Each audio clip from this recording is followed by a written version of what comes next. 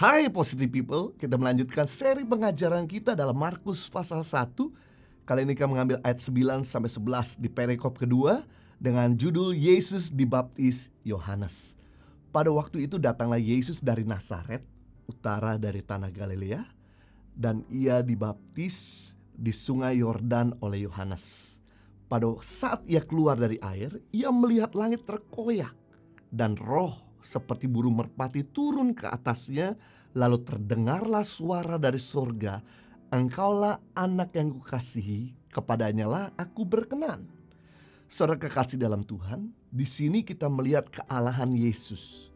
Ketika ia dibaptis, langit terkoyak, maka turunlah burung merpati, lambang daripada Roh Kudus, dan ada suara dari surga. Bapa berkata, "Inilah anak yang kukasihi, kepadanya lah Bapa berkenan kepadanya." Wow, ada 3 pelajaran kenapa Yesus yang adalah Tuhan mau memberi diri dibaptis. Yang pertama, melalui baptisannya Yesus menyatakan kerendahan hatinya. Di usia 30 tahun sebelum Yesus memulai pelayanannya, sebelum Yesus memulai pengajarannya, sebelum Yesus melakukan mujizat dan lain sebagainya, dia pergi dari Nazaret, tempat di mana dia dibesarkan, turun ke arah tengah, dari utara ke tengah daerah Palestina, dan sengaja khusus memberi diri dibaptis oleh Yohanes. Biasanya pendeta yang baptis jemaat, bukan jemaat yang baptis pendeta. Harusnya Tuhan yang baptis manusia, bukan manusia yang baptis Tuhan. Tapi di sini justru Yohanes yang adalah manusia membaptis Tuhan Yesus. Suatu sikap kerendahan hati yang begitu luar biasa di dalam diri Yesus. Kalau kita baca kitab Injil yang lain, Yohanes sempat berkata kepada Tuhan Yesus, "Jangan engkau yang dibaptis, akulah yang harusnya dibaptis oleh engkau." Tetapi Yesus justru menegaskan kepada Yohanes dan berkata, "Biarlah kita melakukannya untuk menggenapi firman Allah." Yesus juga berkata bahwa anak manusia datang bukan untuk meniadakan hukum Taurat, tetapi untuk menggenapinya. Dan kemudian Yohanes membaptis Yesus. Sebenarnya Yesus tidak perlu dibaptis, karena biasanya orang yang dibaptis untuk pengampunan dosa. Sedangkan Yesus tidak pernah buat dosa sama sekali. Jadi Yesus dibaptis menunjukkan sikap kerendahan hati untuk menggenapi rencana Bapa. Orang yang mau dibaptis menunjukkan sikap kerendahan hati bahwa dia butuh Tuhan. Orang yang tidak mau dibaptis menunjukkan sikap hati bahwa dia tidak butuh Tuhan. Ada 4 keuntungan jika kita rendah hati mau dibaptis. Yang pertama, orang rendah hati terima banyak. Orang sombong gak terima apa-apa. Orang rendah hati itu terima yang terbaik dari Tuhan. Orang sombong gak terima yang terbaik. Amsal 22:4, ganjaran kerendahan hati dan takut akan Tuhan adalah kekayaan, kehormatan, dan kehidupan. Jadi orang rendah hati pasti diperkaya Tuhan. Orang sombong dimiskinkan Tuhan. Orang rendah hati dihormati Tuhan dan orang lain. Orang sombong gak dihormati Tuhan dan gak hormati orang lain. Orang rendah hati memiliki kehidupan. Kata kehidupan dalam kitab Amsal artinya kualitas. Sedangkan orang sombong gak berkualitas hidupnya. Makanya kalau kita lihat ada orang punya pikiran gak berkualitas, perkataan gak berkualitas, hubungan berkualitas, kerja gak berkualitas, sombong. Orang rendah hati itu pikiran berkualitas, perkataan berkualitas, hubungan berkualitas, kerjaan yang berkualitas, pelayanan berkualitas. Wow, luar biasa. Yang kedua, keuntungan kalau kita rendah hati mau dibaptis, orang rendah hati berkenan di hati Tuhan. Sedangkan orang sombong tidak berkenan di hati Tuhan.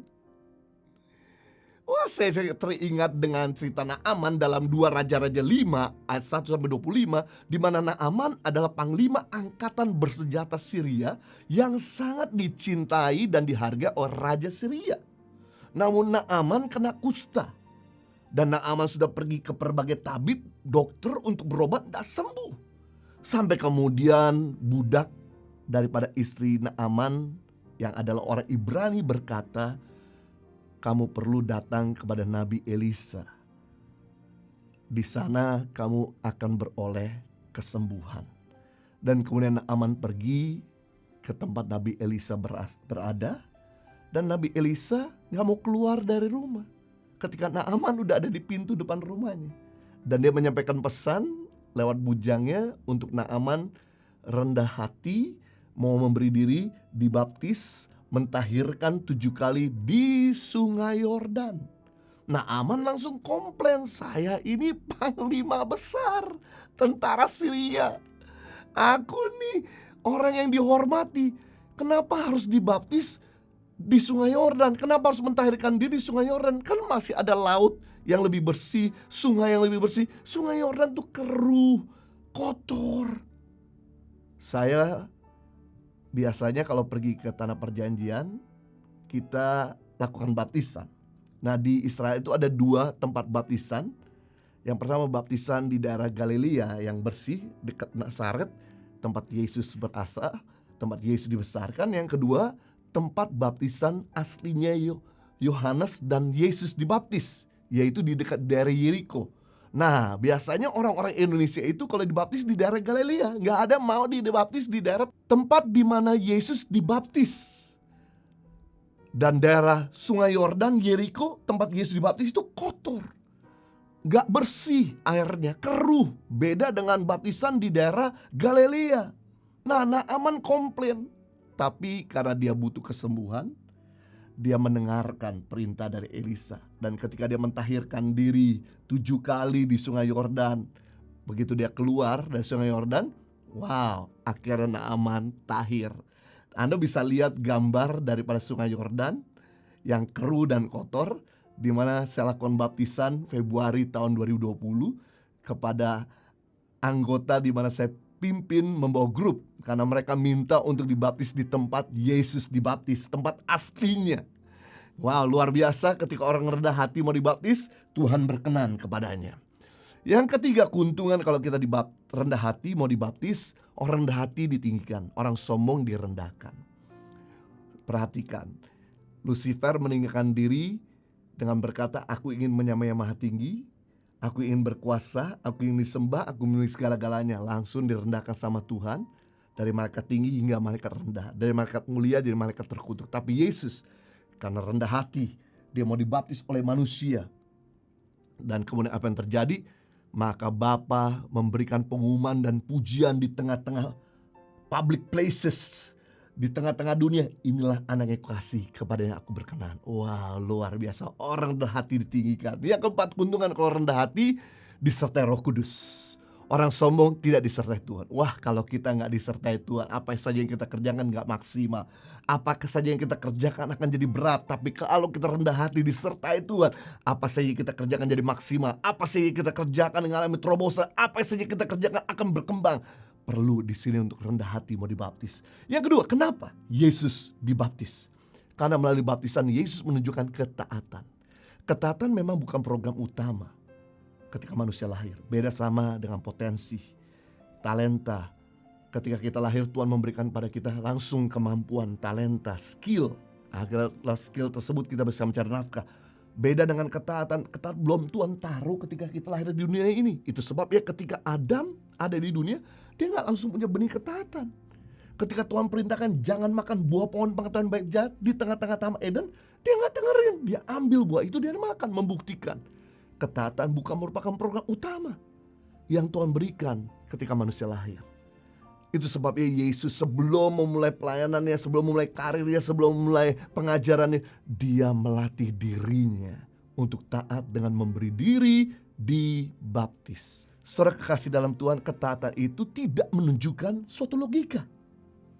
Karena bila kita tahu bahwa ini adalah perintah Tuhan, kita gak perlu lagi mikir, saya mampu atau saya tidak mampu, saya bisa atau saya tidak bisa.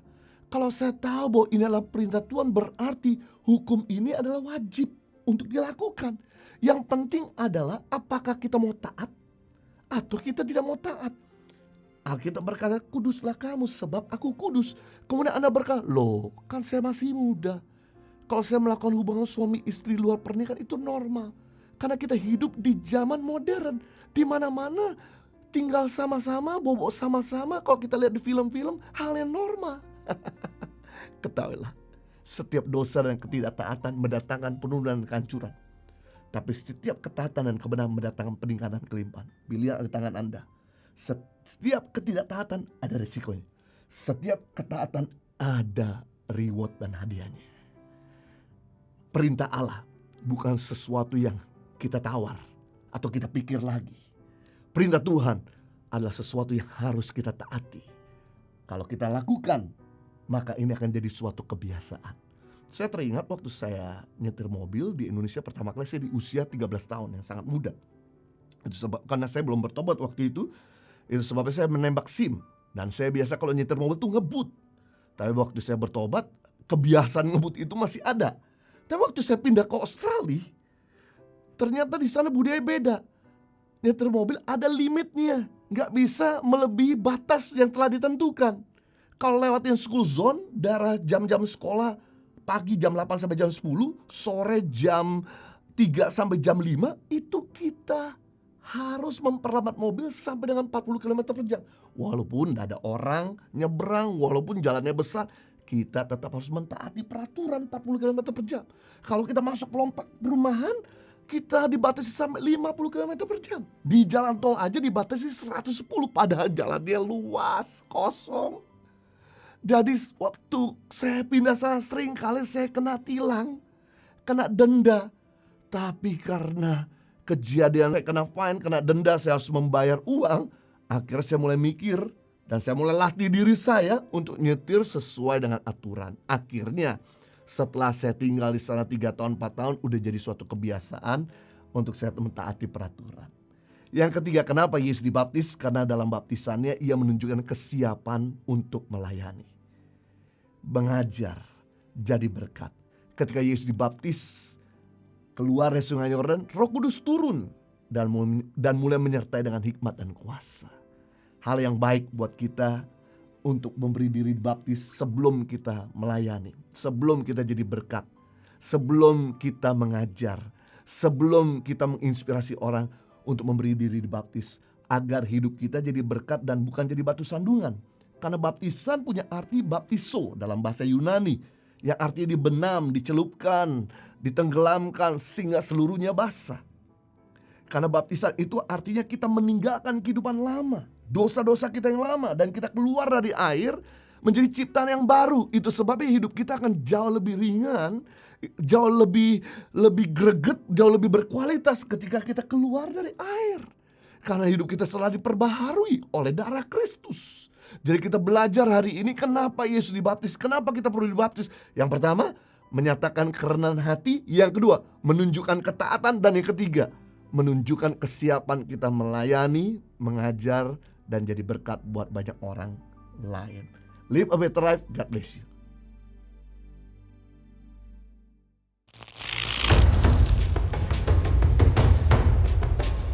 Nama saya Yosef Aninam. Cita-cita saya menjadi presiden.